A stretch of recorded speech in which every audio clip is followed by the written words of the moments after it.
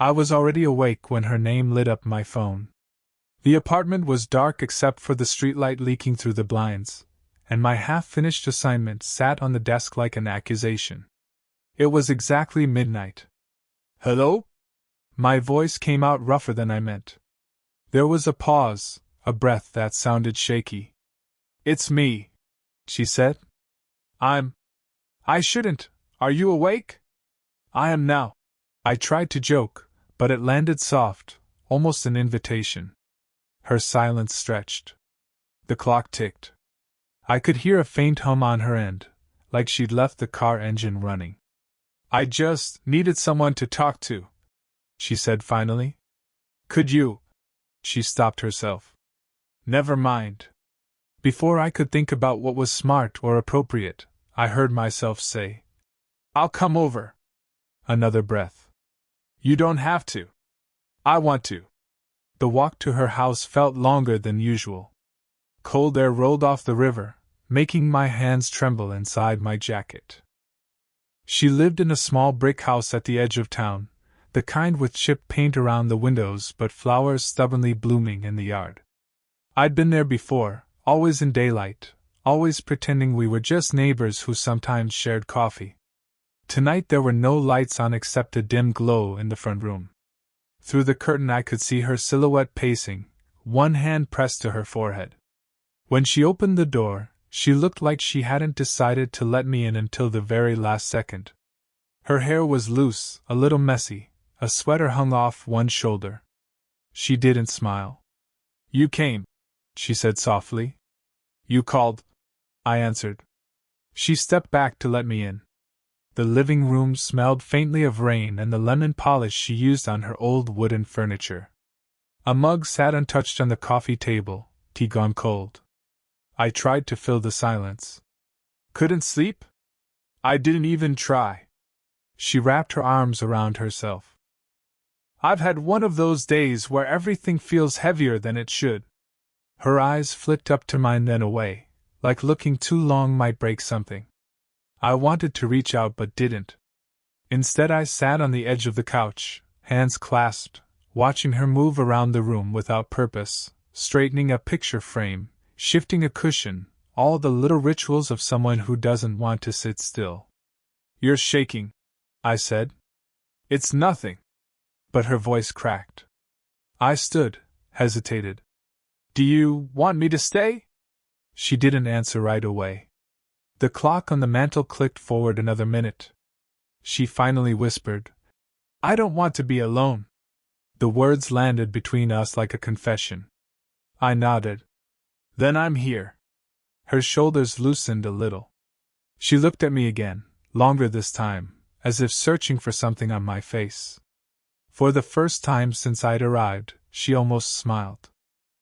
We stayed like that, her standing, me sitting, the room quiet except for the rain starting up against the windows. My heart beat too fast.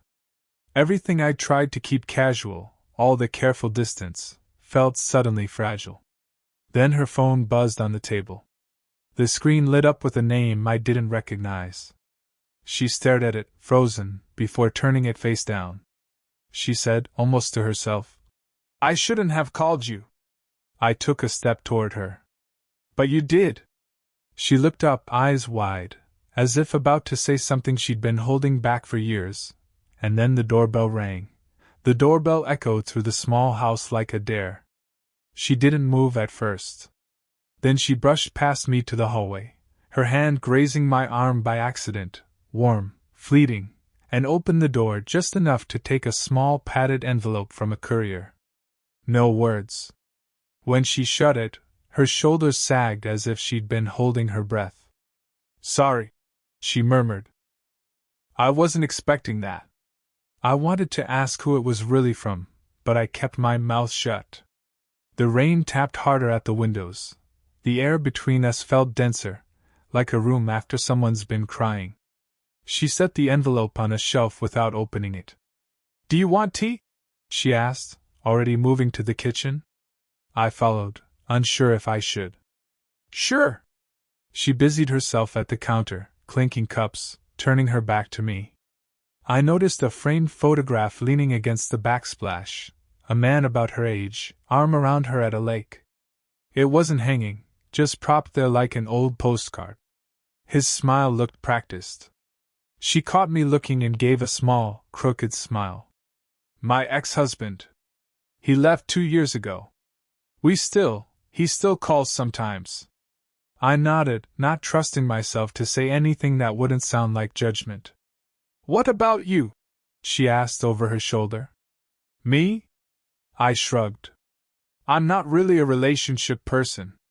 Or maybe I just haven't been one long enough. I dated someone from school. It didn't end well. She poured hot water over the tea bags. You're young. It's supposed to not end well.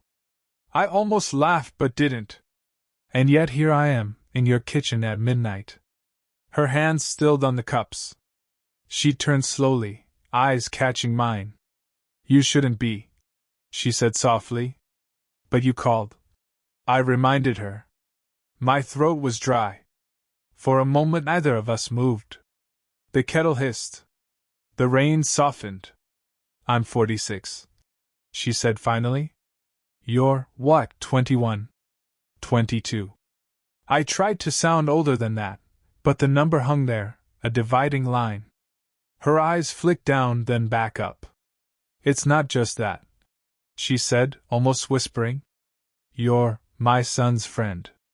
I've known you since you were in high school. A silence expanded between us, heavy but oddly clear. I realized she'd never said his name, not tonight, not yet. The risk wasn't abstract anymore. It had a shape, a history. I should go, I said, though my feet didn't move. Maybe, she answered, though she didn't move either. She pushed one of the cups toward me, and our fingers brushed. Neither of us pulled away. Her hand was warm, trembling slightly. She let it stay there a second too long, long enough for the air to shift, long enough for me to feel the pulse at her wrist under my thumb. Then she drew her hand back, but the tremor stayed in mine. We stayed in the kitchen too long, hands almost touching, the kettle still hissing though it had already cooled. Her eyes darted to the hallway, like she'd heard something I hadn't. You should drink before it gets cold, she said quickly, stepping back. I picked up the cup but didn't sip. Do you regret calling me? She opened her mouth, then shut it. It's complicated. Her phone buzzed again on the counter. This time the name was clear, Adam. I knew that name, her son. My stomach tightened. She silenced it with a thumb. He's out with friends tonight, she said too fast, as if explaining to herself. He's protective. I'd be protective too, I murmured. She froze. You're not him. Silence fell like a curtain. In the living room, a floorboard creaked. We both turned. Did you lock the door? I asked. She hesitated. I think so. Another creak, louder this time. She moved past me to the doorway. I followed, heart hammering.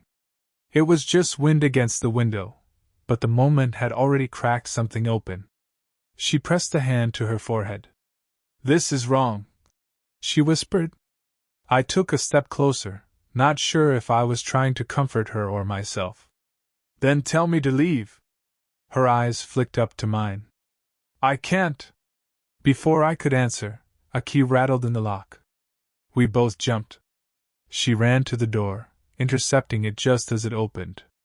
A man stood there, dripping from the rain, older, tired-looking. He held a small duffel bag and a piece of mail. I thought you were in Denver, she blurted. Flight got cancelled, he said flatly. His gaze slid past her to me. Who's this? I swallowed. I'm just a neighbor. She called about a leak. He raised an eyebrow but didn't argue. Sure. He dropped the mail on the console table. Where's Adam? With friends, she said. Her voice was steady but her hands twisted in her sweater. I'll grab my stuff and go, he muttered, already heading for the guest room.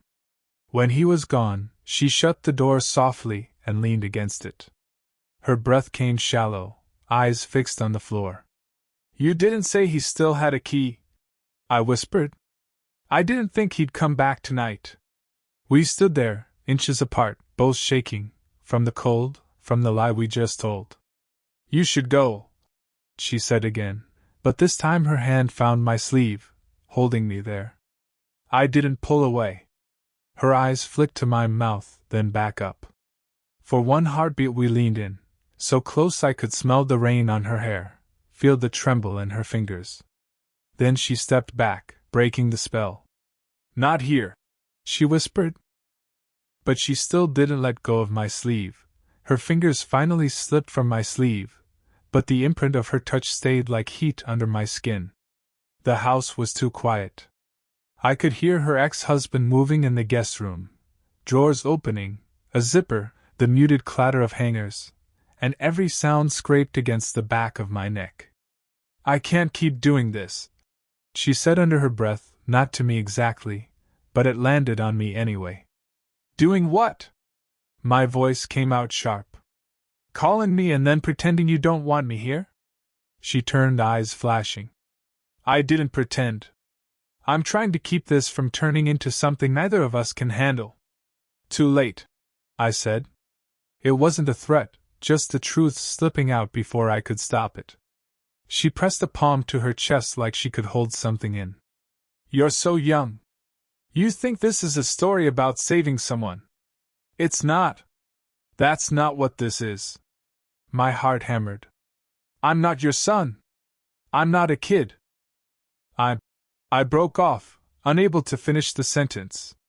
From the guest room a door clicked shut. We both froze. He was coming back down the hall. Her eyes darted toward the kitchen, mine to the back door. Go, she hissed. I'm not sneaking out like a secret. You already are, she said. Her voice cracked. Please. Her ex appeared in the hallway, holding his duffel bag and car keys. He gave us a look, not suspicion exactly, but something colder. Thanks for whatever you were doing here, he said to me. House looks fine.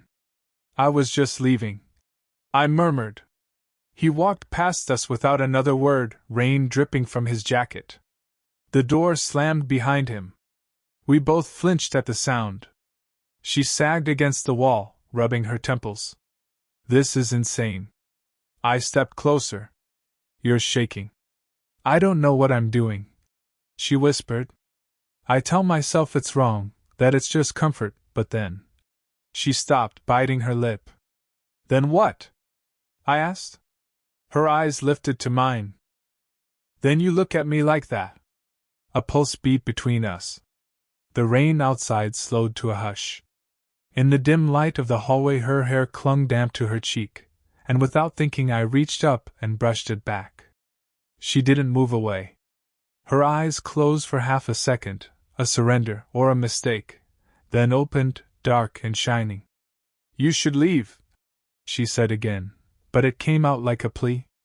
If you stay, I can't promise anything. I don't want promises. My hand was still at her cheek. I just want. I stopped. So did she. The space between our mouths had shrunk to inches, both of us leaning in, hearts loud enough to hear. And then, from somewhere deep in the house, a phone began to ring. The phone rang and rang, echoing down the hallway like a warning. She pulled away from me first, cheeks pale, eyes wide. It's his ringtone, she whispered. Adam? I asked. She nodded, already moving. Her hands trembled as she picked up the handset on the kitchen wall. Hello? I couldn't hear the other side, only her replies clipped careful. I'm fine. No, I'm home. Just reading. A pause. What? No. Why would? Her face drained of color. She turned to look at me while still holding the phone. You're where? She asked into it, voice breaking. Adam, no, don't. She slammed the phone down, breathing hard. What happened? I asked. He's on his way here. Here? She nodded once, eyes darting to the window as if she might see headlights already. He said one of his friends saw you walking this way. He thinks something's going on. My stomach dropped. Does he know? I don't know what he knows, she whispered. I told myself it was harmless, just talking, just company. But if he... She cut herself off. You need to leave. I stepped toward her. And if I do, it won't look like anything happened? Her eyes flicked up to mine. If you stay, it won't matter what it looks like. A car door slammed outside. She flinched. He's early. Through the thin curtain I could see a figure on the sidewalk, hood up against the rain. He was taller than I remembered, shoulders squared. My pulse roared in my ears. I never meant for it to get this far, she said, her voice cracking. When you came by to help with the garden last spring, that's all it was supposed to be. You think I didn't know? My throat was dry. I've been pretending just as much as you. Her eyes filled, but she blinked hard, refusing to cry. He's my son. And you're not just his mother, I said before I could stop myself. You're you? Her hand rose to cover her mouth.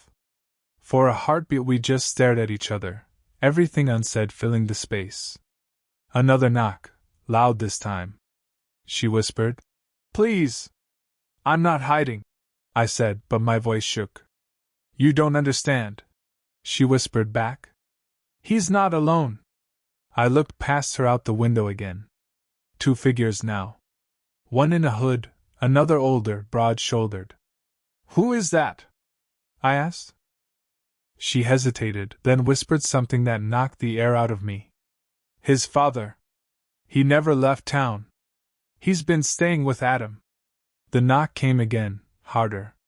She grabbed my wrist, fingers digging in. You have to decide right now. But I couldn't move. The pounding on the door rattled the glass panels. Rain streaked down the window in silver threads, blurring the two shapes on the porch into one dark mass. Her nails dug into my wrist. Please, she whispered.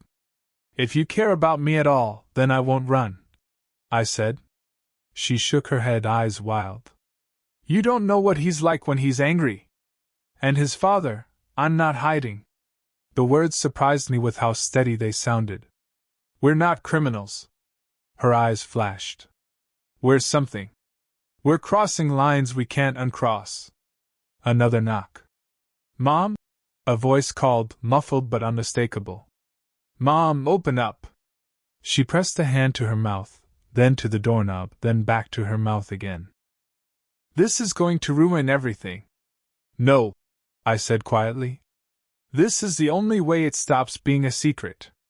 Her breath hitched. She closed her eyes for a heartbeat, then opened them and looked at me like she was memorizing my face. If you stay here when I open that door, you're not just my neighbor anymore. You're the man I chose in front of him. I swallowed. Then open it. For a long second she didn't move. Then she let go of my wrist and reached for the knob. Her hand trembled so badly she missed it the first time. The door swung inward. Adam stood there, rain dripping from his hood. Behind him, his father loomed, jaw tight. Their eyes went from her to me and back again. Nobody spoke. Finally Adam said, You called him over? His voice cracked in the middle. I called him, she answered. No excuses? Just the truth. Adam's gaze flicked to me, confused, angry, hurt. Why? Because I needed someone, she said. I took a step forward, pulse roaring in my ears. We haven't. I started, then stopped. What could I say that wouldn't sound like a lie? Adam looked between us, chest rising and falling. His father's hand clamped on his shoulder, but he shrugged it off. I'm not a kid, Adam said to her. But he is. I'm 22, I blurted. And I care about her. Rain drummed harder on the porch roof. The smell of wet earth filled the hallway. She reached for her son's hand, but he pulled back. I can't do this right now, he said, voice shaking. He turned and walked off the porch into the rain. His father hesitated, then followed. The door was still open, water pooling on the mat. She stood there trembling, staring at the empty porch. Then she turned to me, eyes wet but steady. "You didn't run," she whispered. "No," I said. "I didn't." She let out a sound, part laugh, part sob, and closed the door. We were alone again, but nothing felt the same. She leaned her forehead against mine. "Whatever happens next," she said softly, "at least we stopped lying." I nodded, not trusting my voice. The rain had stopped by morning, but the smell of it still hung in the house. I woke up on her couch, neck stiff, the blanket she'd thrown over me half sliding to the floor. Sunlight came in through the blinds in thin stripes, touching the cold teacups still on the table. She was sitting in the armchair across from me, legs tucked under, staring out the window. Her sweater was the same one from the night before, sleeves pulled over her hands. When I moved, she turned, eyes puffy but calm. "They didn't come back," I said quietly. "No." Her voice was almost a whisper. "Adam texted me. He's staying with his father for a while." The words carried both relief and ache. I sat up. "Are you okay?" She gave a small shrug. "I don't know. For the first time in months I didn't lie to him. That has to count for something." She met my eyes. "I'm sorry you were pulled into it." "I wasn't pulled," I said. "I walked." She looked down at her hands. "You could still walk away. You're young. You have your own life." I moved to the edge of the chair, knees almost touching hers. "Do you want me to?" She took a long breath. "I don't know what I want yet. But last night, when you stayed, when you didn't hide," her voice trailed off. She reached for my hand, hesitated, then took it anyway. "That's the first time in a long time someone stayed."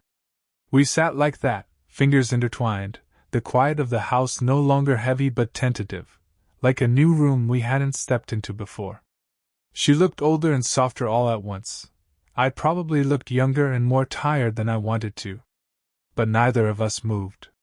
"What happens next?" I asked. She gave a faint smile. "We don't sneak. We don't lie. We figure it out. Maybe that's enough for now." I nodded. "It's enough."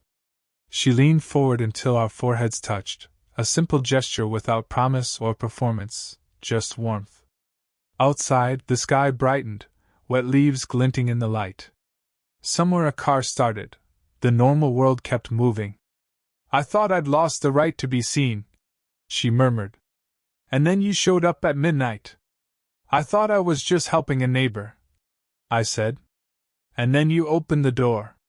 We stayed like that a while longer, breathing the same air, the house settling around us. No grand declarations, no neat bow, just two people who had stepped past their secrets, and were willing to stand there, exposed. She finally whispered, "We'll make breakfast?" I laughed quietly. "Yeah. Breakfast." And for the first time all night, we both smiled. Did you enjoy the story? What kind of stories would you like to hear next?